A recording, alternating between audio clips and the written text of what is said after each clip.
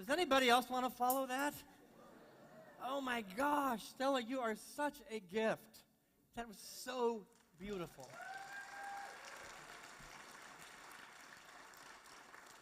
Our high school group is blessed with incredible talent.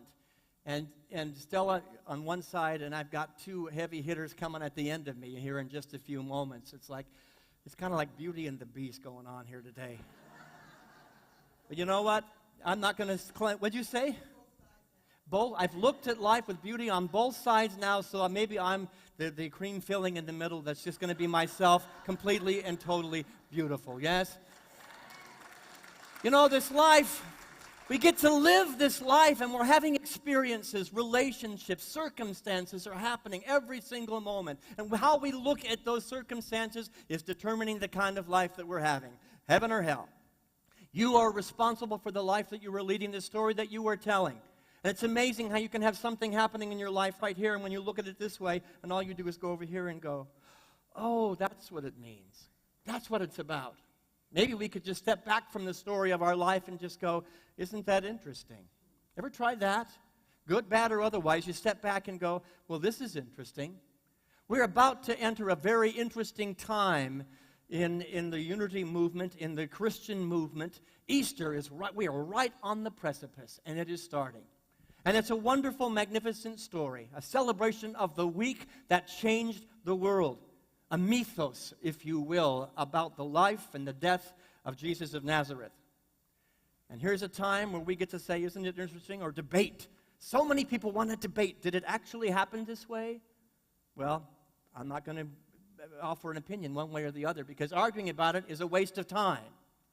This great mythos, this great story, we can get into the details, the historical details, the scientific details, the religious details, and we're going to get blue in the face and never come to any kind of agreement.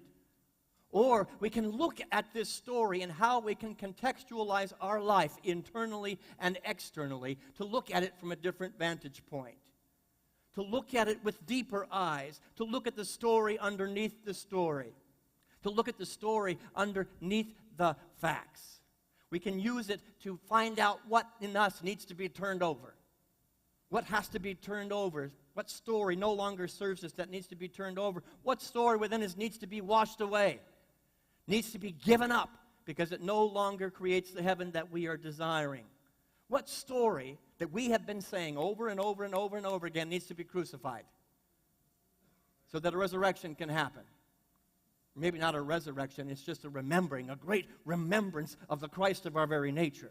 You see, there's a whole bunch of stories in the way of you being the light of the world that Jesus told us that you were. A whole bunch of stuff. And by simply stepping back and saying, isn't this story interesting, I choose to get rid of it. I choose to have a different myth that I create. And whether or not that myth is true or not makes no difference to me whatsoever, because it means something to me. Myths are about creating meaning in life. And I found this video just to get us started on it, give us a little bit of a lighthearted look at what we're about to enter. The voice of this young girl is a little bit hard to understand, so listen very deeply, which is a great context for hearing the story beneath this story.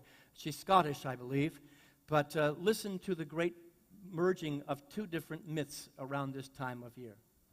Dad, are you painting a face on an egg? Yes, I am. Have you lost your mind? No, it's for Easter. Easter. Right, okay. What's wrong with Easter now? I just don't understand what it's all about. Why do you give me chocolate? How do you mean? When I asked for chocolate, Mum said, no, not good for you. Sometimes you give me more chocolate, what I can eat. Like when? Easter, Halloween, Christmas, my birthday. Okay. The country is gripped by obesity. Our celebrations have loads of chocolate. Yeah, I suppose you're right. I don't get the characters either. What characters? The Easter characters. We learned all about Easter at nursery. Yeah? Are Easter Bunny and Jesus best pals? Well, not really. Is Easter Bunny in the Bible? Does he carry a basket of eggs all the time? Well, the thing is, he's not really in the... Does Jesus totally love chocolate then? Well, the thing is, Easter Bunny's not really in the Bible. What do you think Jesus his favourite chocolate is? I don't think he had a favourite. My favourite's puddings. Listen, Isla, lots of people believe lots of different things, but the most important thing is that we have fun together. You know what I really don't get? What's that? Bunnies don't even lay eggs. Lots of people believe lots of things. Around this great spring season, lots of people believe this, lots of people believe that. Around the resurrection and crucifixion, everybody has a different belief system. And then there are Muslims and Jews and Christians and Buddhists and Hindus and atheists and agnostics all believing something different. Is it possible that the whole purpose of their stories and our story is just to get along with each other, to enjoy this vast miracle that is life expressed? Could it be that we have overcomplicated and over-intellectualized the spiritual path to a point that argument is the natural go-to and not kindness and not love? I'm saying the time has come to resurrect the story that we were born in and as, that we are meant to be the presence of love. We are meant to be the light of the world. We've been on a collective consciousness journey for the last 5 weeks, exploring the collective ethos, what is important to us, the collective pathos, the emotional body, the collective logos, how the mind interacts with our spirit. We talked about time and making time stand still, that when we allow ourselves to be in the vast miracle of love, time does stand still and miracles occur. This whole story of the Easter experience and the week leading up to the resurrection is one miracle after another. And if you boil it down to its foundational principles, is that love will have its way. Oh, but wait, let's put the love aside for a minute and let's argue about the facts of the story. And then love sits on a shelf and grows stale and is forgotten until the next argument when Christmas comes around. Oh, we get to argue and argue. Today I am calling all of the stories about the Easter, all of the stories that lead your life and make your life, I am calling it mythos. Not because it is fake, not because it is fiction or it is not real, but because these are manifestations of constant and timeless realities, fiction or not. Timeless realities. The oral traditions are about passing something forward that is important. And I want to get to the meat of the matter, which is what is important. Why did somebody pass the story on? Why did you at some point receive it as your own? Because there was something important to contextualizing a life that was full, a life that is rich, a life that is magnificent, and I don't care if it's made up. Joseph Campbell, who wrote The Power of Myth, says this: mythology is not a lie. It is metaphorical poetry. Could it be that this life that we live, the stories that we share with each other, is just one giant poem? One giant dance, one beautiful song. And when we start to break down the notes of that song and the lyrics of that song and to tear it apart, and music is a mathematical equation, that's all music is. But let me tell you, I've heard the people play music that did it as a mathematician. It took me nowhere. It took me nowhere. And I've heard somebody get up and play the piano and make several mistakes that were not right with the mathematical equation that moved me to tears, that moved me to open up my heart space in such a way that my life was never the same again. That's the story I want this April for you. That you are moved not to a perfection, because perfection is always moving. Just be perfectly you in this now moment. The perfect story that you're telling, the perfect myth that you're telling, and cry and laugh and play. And be present to the miracle of you as the light of the world.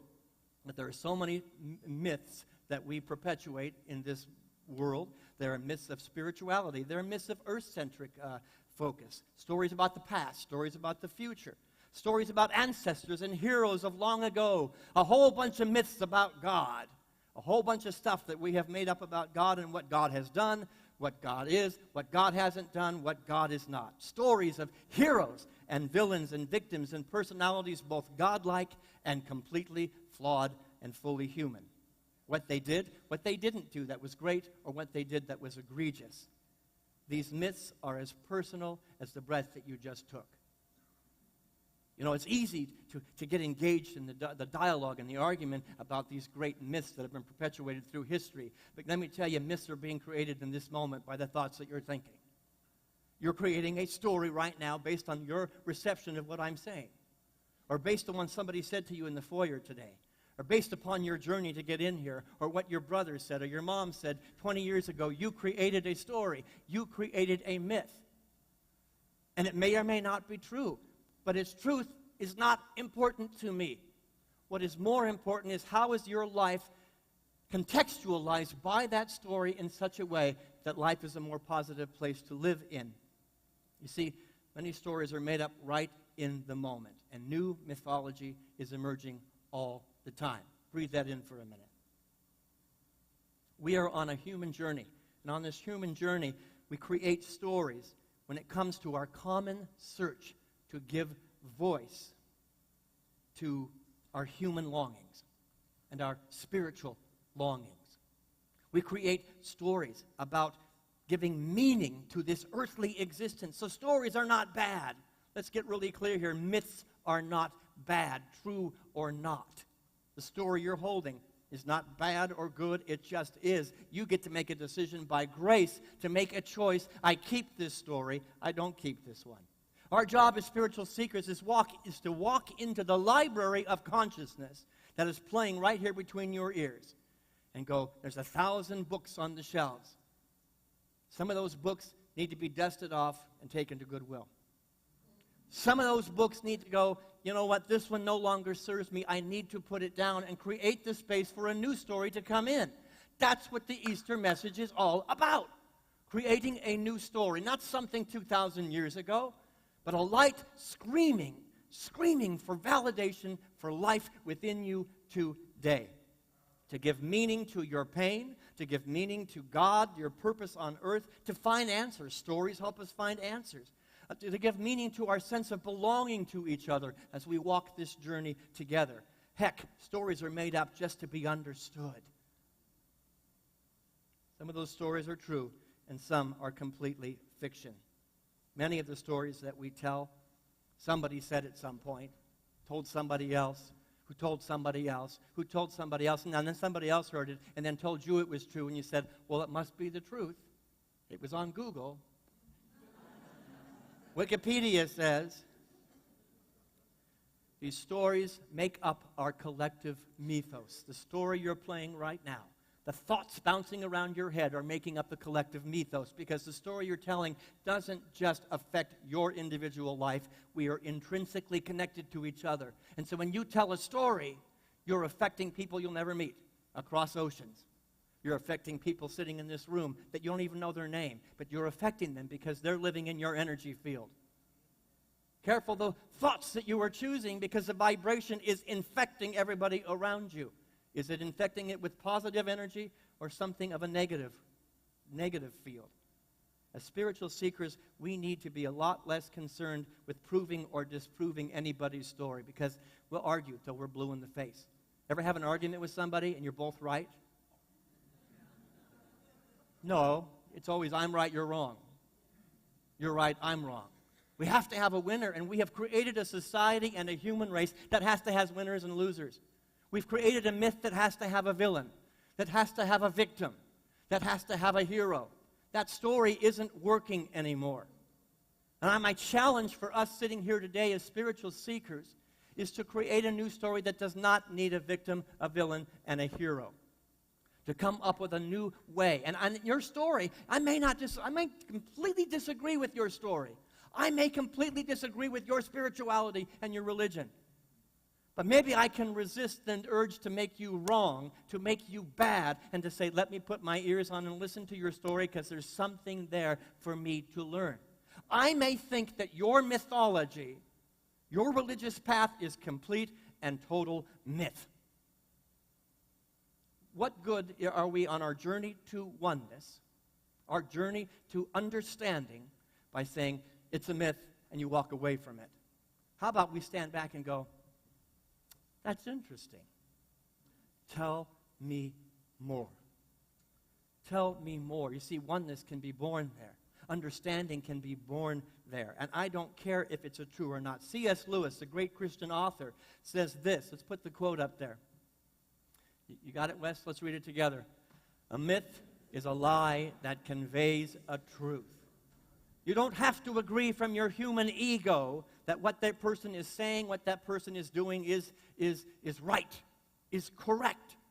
But when you step back, you begin to discover something about that person that gives you the eyes of the Christ, that gives you the eyes of a spirit that sees beneath the right or wrong, that sees beneath the behavior. And guess what? You open up a field for that person to see beneath your BS as well, your belief system. Because guess what? Anybody open that your story you've been telling yourself for the last 50 years might be wrong? Oh, no, I will defend it at all costs. Come on. And this is the story that the human race, the collective mythos, is my story, your story. They cannot be in congruity. Is it possible that there's a third story that's about to emerge when we can soften our minds and our hearts in such a way that Easter has a whole new meaning this year as a result of our willingness to look more in a different way, a different perspective? Here's what Isaac Asimov had to say. Let's read it together. A myth is simply not made up out. There is a kernel of truth behind it, however distorted that might be. If one is to seek, when a shell is broken, to break the shell of the human perspective that the human ego needs to define you by your body, by what you have, by what you do, by what you believe and what you think, that is a shell that is keeping the seed of possibility from being. I'm saying crack it open. And how you crack it open is by being willing to be wrong. To be willing, in a humble and vulnerable method, to just say, maybe what I have believed has a different spin. Maybe what I have believed my whole life might be a little bit different. The Christ is then born. We are about to celebrate a man who came and said, the shell isn't working here. How we have contextualized the human race at this point doesn't work. And he shook things up, but he did it in love. And he just pointed out, let me put a light on where the darkness is. And there were those that believed it, those that resisted him, those that fought him, and those that said, yes, I want to be part of the new paradigm. I want to be part of the new experience. That's all Easter is. You are being challenged and asked by the universe itself, by the cosmos, and by this minister today to say, contextualize this experience different. And I don't give a hoot whether the Easter bunny and Jesus were buds. I don't care what kind of chocolate Jesus liked. And I don't care if all the facts written in the King James Version of the Bible are true. The story's got meat. It's got love. It's got life. And maybe those of us who resist hearing about Jesus, we're about to talk about Jesus in April because Easter is about that guy. And I'm challenging you to set aside your past experiences about it and to open up the field of your heart to go, wow, there's something there for me. And those of you who have lived the life of Jesus every Easter for the last 50 years and said this is exactly what it means to open up a field in your mind that it might mean something different. And we'll meet in the middle. And when we meet in the middle, juice happens. Cells within the body of God come together, and all of a sudden, magic happens. I want magic this Easter. And it does not interest me if the story that you're telling about yourself is true. There's a truth in there. And you shouldn't be so concerned if the story I'm telling you about myself is true, or the story we're talking about each other is true. Just like we're going to look with new eyes at Easter, I'm asking you to look at new eyes about the stories that we tell, the mythos that is between us in a relationship. I'm less interested in your particular mythos and whether it can be proven in a laboratory or a history book, and much more interested if it is proving out in the laboratory and the library of your life. Is the story you're telling working? Hold on to it. Keep that book in the library. Maybe open it occasionally and revisit. If it isn't working, get rid of it. Our collective and individual stories are only as valuable as our demonstrations of their efficacy in making the world a better place. That's it. That is the only value of the Easter or Christmas story, or the story of the birth of Buddha, or the story that you're telling yourself right now, is only as valuable as your demonstration of the efficacy of that story in making this world a better place? Is the narrative creating a world of peace? And am I personally realizing the ideals that mythos advocates?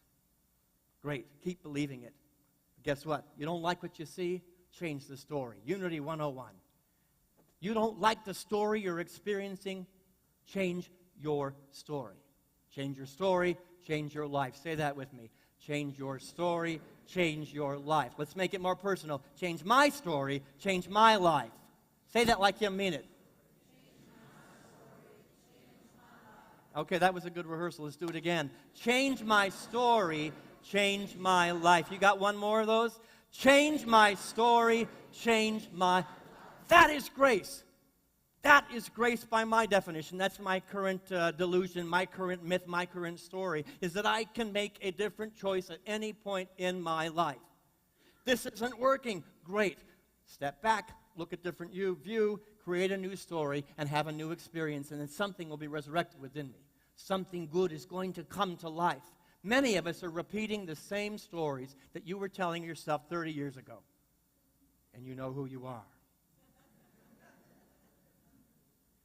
Those stories are writing the book of your life. Take inventory. I want to share a little bit before I turn this over to the YOU. I learned at a very young age that to get my needs met, I needed to be a victim. Well, I could go around and carry my souvenirs of hell and pass them around to everybody. Take a look at this. My mother, my father, my brother, my sisters, and it was a great story. I got the nurturing that I wasn't getting at home. I certainly got it. That was my story, and it felt so good until I began to wake up in my mid-30s that, holy mackerel, when I'm telling a story of being a victim, I'm creating more opportunities to be a victim. And everybody's showing up in this great drama of my life. My myth was a great odyssey of one person victimizing me after another. And when I quit blaming those people and started blaming my story, started examining my story, went to the library, no more. And I would love to say that releasing of those books was as easy as throwing it away. It looked a little bit like this: no more. Wait a minute. No more. Oh, no, not that one. I need that book back because it's convenient now for me to go back to my old story. I'm asking you to consider this Easter that there's a story you've been telling that no longer comes out of your mouth. From this moment forward, maybe I'll just take it through Easter. You don't tell that story again. You are not, all right. You are not a victim. And the mythos needs to change at the cosmological level and at the minute level of your very existence. Between now and Easter, that's the challenge. And if you don't know what your story is, some of you are sitting there going, I don't have a story. I don't know how to find out my story. Let me give you the recipe to how to find out the story that you're telling. Pay attention to what's getting access to your brain every moment of your life. What's the first thought when you get up? What's the thought when you go to bed at night? There's a thought there, and you've allowed access to it. You're not even inviting it in consciously anymore. It's just there. Knee-jerk response. I had a couple of those this week. Knee-jerk response. And it was like, no, I don't need that. Let me put the book back down. Frank Outlaw said this, and I think Lao Tzu is also credited with saying this. This is how you're going to find out what your story is and then make the adjustments. Let's read it together. Watch your thoughts, for they become words. Watch your words, for they become actions. Watch your actions, for they become habits. Watch your habits, for they become character. Watch your character, for it becomes your destiny. Your thoughts, your words, your actions, they're creating the story of your life. And that story is not just showing up internally, it's showing up all around you. You're inviting the players in. It's also showing up in your body. Biologically, your story is connected to your biology. Some people in this community have gotten a diagnosis. My only job is to help them create a beautiful story around that diagnosis and not a tragedy. Is it possible? Is it possible that you can have a story where life, as we know it here on earth, goes away, and life, as it truly is, becomes more rich and beautiful. I had that experience this past week saying goodbye to a member of our community. Last week I talked about Ross Westlake. He made his transition, and he was surrounded by angels with skin on, family, his beloved wife, Cindy. And the presence of God that was in the connection was more profound than the myth of, oh my gosh, somebody died and it's the end of life. It was the beginning of life. Easter is about dying to an old story so that a new one can be born. Dying to anything that is contextualized by a physical reality, by this manifest realm, and being born to a spiritual reality that transcends that behavior, that transcends that relationship, that transcends that judgment, that rises above anything that has kept you anchored to a story that no longer serves you. Out on the marquee for this series we've been doing about the pathos, the ethos, the logos, the kairos, and the mythos, it's been out there very intentionally. And there's a quote from Margaret Wheatley that says, "There is no power for change greater than a community discovering what it cares about." That's what we're going to do at the annual meeting today, remembering what we care about, what is important to this community. And the only way we ever get there is to get rid of the stuff that's in the way. Bring down the walls, knock down the walls, kick open the doors of the stories that you have told yourself of being less than. The stories you have believed about somebody else being less than. The stories you have told about any other religion on the planet that says they're wrong and we're right. Those come down, the walls come down, and look out, resurrection's going to happen. And there's going to be chocolate for everybody. I want to invite two people more brilliant than I. They are a member of our Youth of Unity, the YOU, our high school group, to come up here right now and to carry this dialogue to an even more profound and beautiful place. First of all, I want to invite Matthew Stott up. And if you see what's going on in our playground, this man has taken on an Eagle Scout project that is bigger than any Eagle Scout project I know, and he's building that stage out there. I had the opportunity to, his partner up here today is Cecilia Zabala. Oh my gosh, to be in her presence and to share a platform with her is a true gift to me. She is brilliant, and she's setting the world on fire as she's about to leave her high school education and fly. This is wisdom here. Please welcome Matthew and Cecilia. Hi, everyone.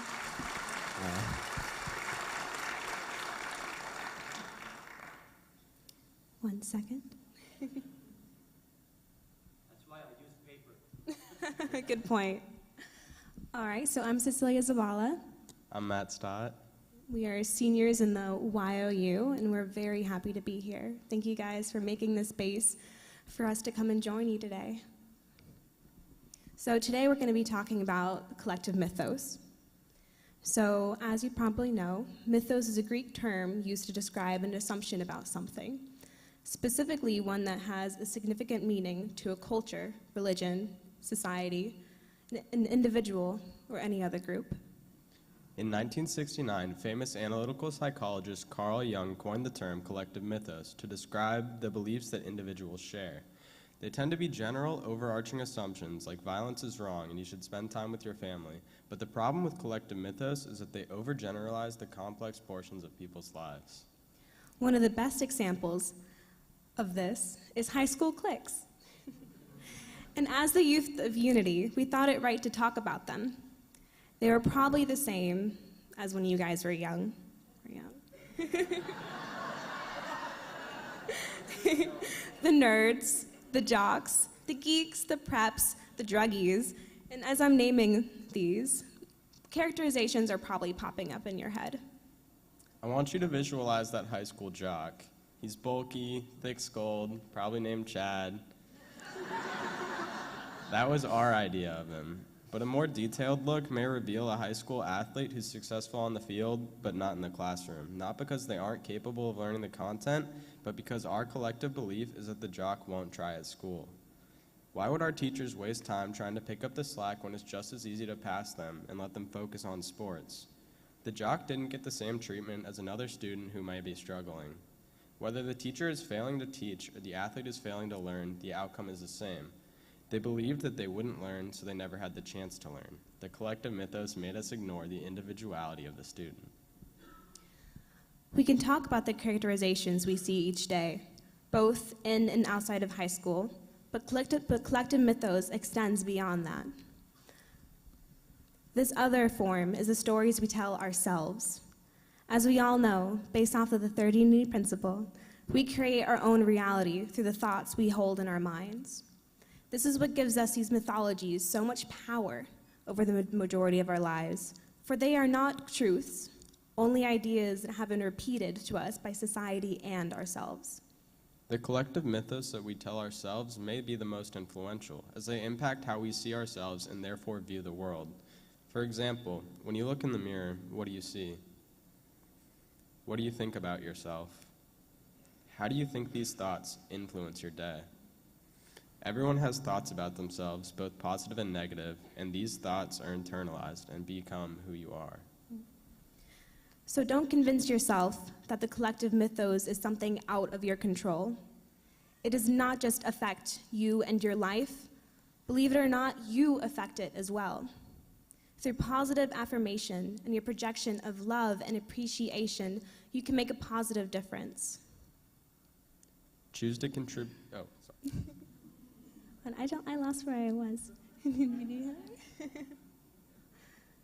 individuals that contribute to collective. Okay, yeah. We as individuals contribute to the collective mythos, like rivers flowing into one ocean.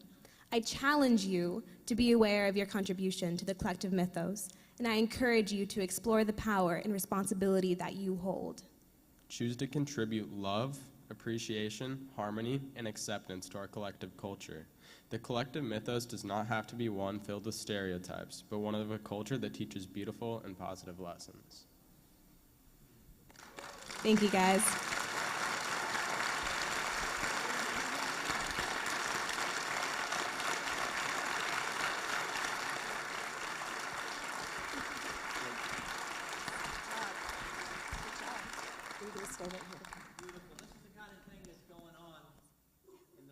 There with our teenagers. They're learning the same lessons that we are and perhaps carrying it to the next generation and the next generation. A myth is being passed from us to them, from them to the young people, and life is changing one story at a time. Now, they just helped me confront one of my own mythos. I noticed they had technology up here. And they had the old-fashioned paper up here, too. Did you notice which one they went to when things fell apart?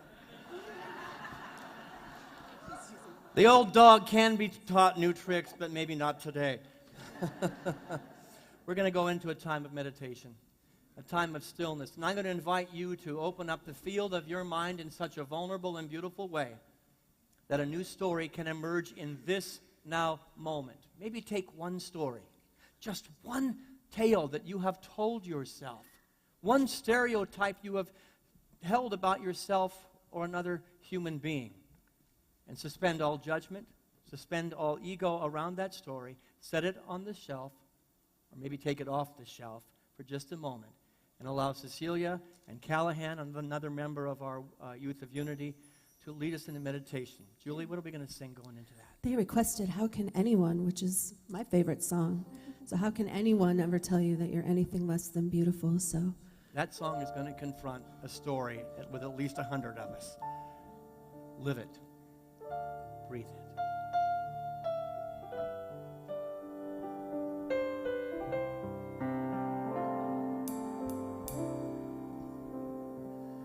how could anyone ever tell you that you're anything less than beautiful?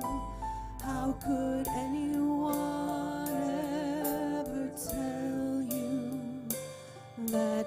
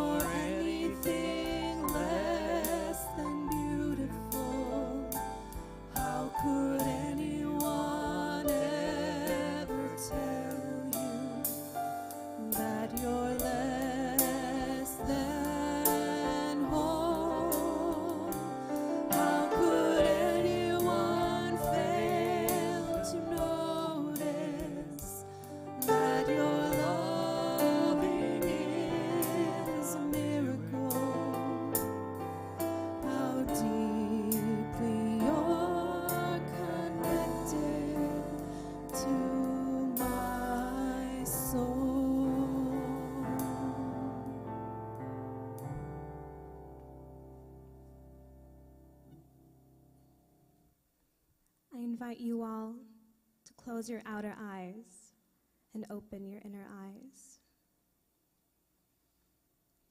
Take a deep breath in and let it out.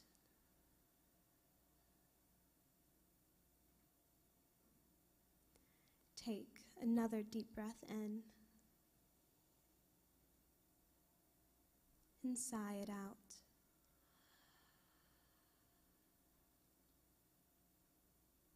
I invite you to put your hands to your chest and feel a ball of warm light and love, compassion and admiration grow. Let it shine any color of your choosing. Send thoughts of gratitude towards this light. Feel it grow stronger with every beautiful, positive thought. And as it grows, allow it to expand throughout your body. Feel it tingle like soft little whispers. Once you feel like this light can no longer be contained, I want you to direct this transformed energy, allowing it to freely roam the chapel, the space that we share. Feel the light of others releasing. Feel their warmth. Feel the lights dancing with one another, creating a beautiful song and becoming a giant star, ever changing and ever growing in love and light. Every one of you have contributed to this wonderful, beautiful star, this ball of light that we call our community. A community of love, compassion, and acceptance. Let the collective light wash over you in warmth, as if it's charging your heart and your soul. Soak it in. Feel it course through your body.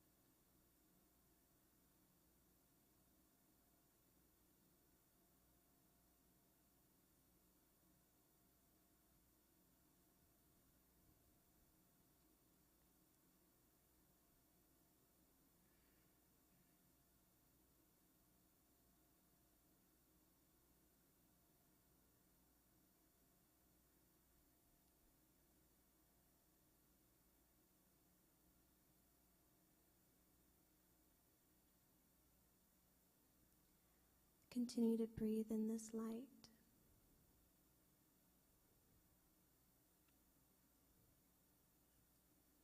And feel the energy flow between all of you.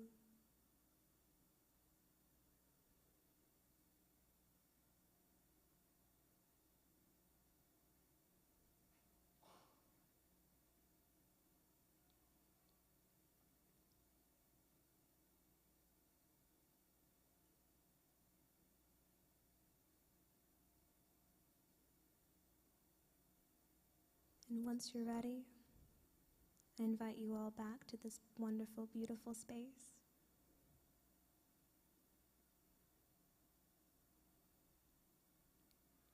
This light that we created is our collective mythos. Each one of you contributed to it, allowing it to grow and shine. If we chose to put in negative thoughts, maybe it wouldn't have shone so bright. Maybe it would have become a weight a burden on our shoulders. But because we chose to contribute pure and unconditional love, it is the united culture that we created and the collective love we were all able to share.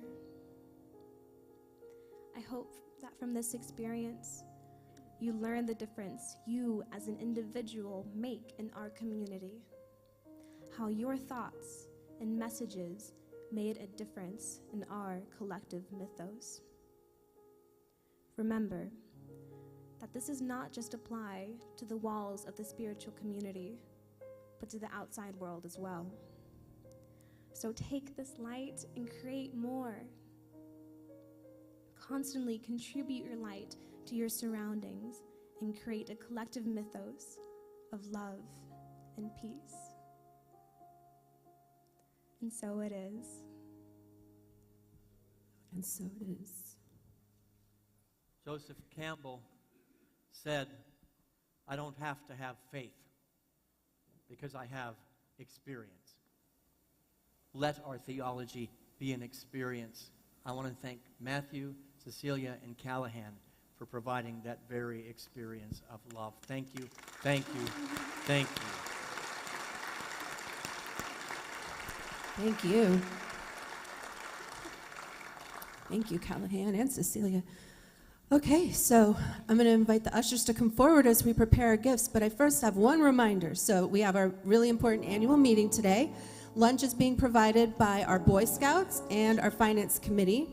And so you can go down and have lunch, and then you can come back up and register starting at 1:15. So please do stick around, have lunch, and come up. We're voting for board members. And I want you to know that the lunch is provided by our Scout Troop and our Finance Committee. I just said it. You were daydreaming. I'm sorry, I was being interrupted. Yeah, It happens change with your my story. We didn't plan that. Okay, so yes, please avail yourself of this lunch being provided and then come back up. And for now, I invite you to get your gift and place it over your heart, knowing that it goes out into the community, into the world, pressed down, shaken up, and expanded. And we are going to say our offering blessing as we keep these thoughts in mind of that wonderful abundance. Wes? Wes? All right, let's take a deep breath. Yeah. If we play the Jeopardy theme song, then we know we're in trouble. So take a deep breath with that over your heart. Get into that abundance consciousness as we recite our offering blessing. I am so blessed. I am so prosperous. And it is my great pleasure to share of my prosperity and to share of my blessings. And in the giving, the entire world is blessed. Thank you, God. Amen. Now we're doing this magic penny song. I didn't realize, I didn't introduce it, so I'm going to invite Stella up. This is a YOU rally song, and it's about a magic penny that when you give it away, whether it's your love, you guys can start. And I want you to sing as you go down the aisle because they know the song. Yes, so they're going to be singing in your ears. You're going to learn it on the fly. We give our love away, we give our money away, and the magic penny does the rest. Love is something if you give it away, give it away, give it away. Love is something if you give it away, you end up having more. It's just like a magic penny, hold it tight and you won't get any. Give it away and you'll have so many, they'll roll all over the floor. Love is something if you give it away, give it away, give it away. Love is something if you give it away, you end up having more.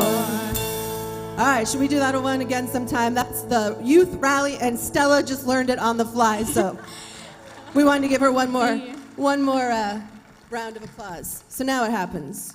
Oh, so we have our light, right?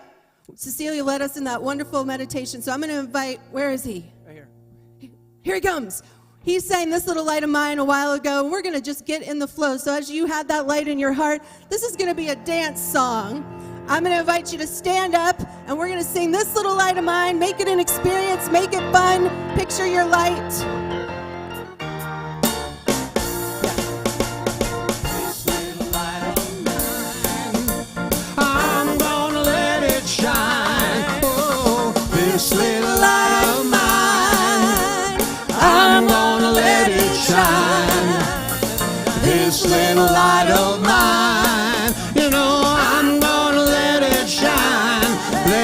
shine, let it shine, let it shine.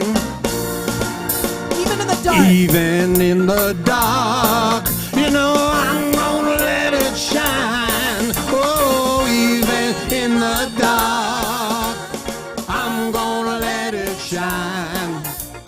Even in the dark, I'm gonna let it shine. Let it shine, let it shine, let it shine. Come on, guys. All right, they're going to do a band solo.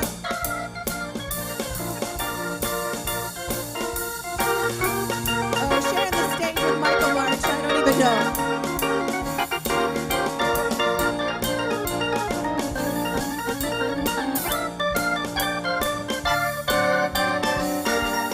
All right, let your light shine. We're going to give it one more. Good one. This little light. This little light of mine, I'm gonna let it shine. Oh, this little light of mine, you know, I'm gonna let it shine. This little light of mine, I'm gonna let it shine. Let it shine, let it shine, let it shine.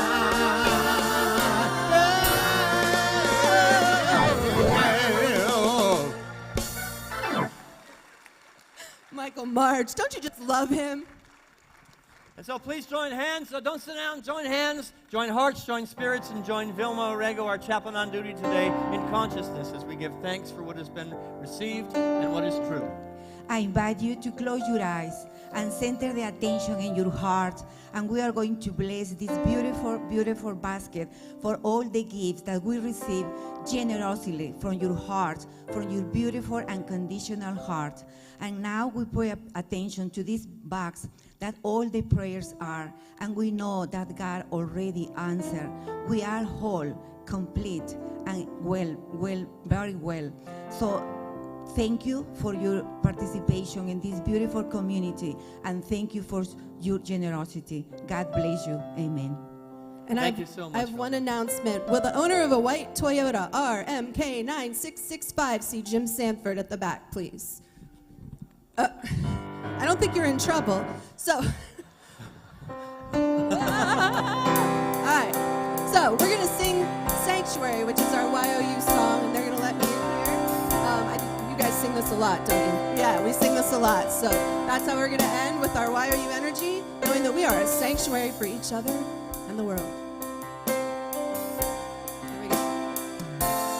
Lord, prepare me to be a sanctuary, pure and holy, tried and true. With thanksgiving, I will be a living sanctuary for you. Lord, prepare me to be a sanctuary, pure and holy, tried and true. With thanksgiving, I want to be a living sanctuary for you. These are our YOU leaders right here, Miranda, Susan, and John. Make sure you give them an extra squeeze for all the great work that they're doing with our high school group. So a new story evolved today. The story you're telling yourself is the sanctuary of your very life. Go out and live it, be it, shine it, and we'll see you at the annual meeting. You can check in at 1:15. Have a wonderful and fantastic week of creating a new story.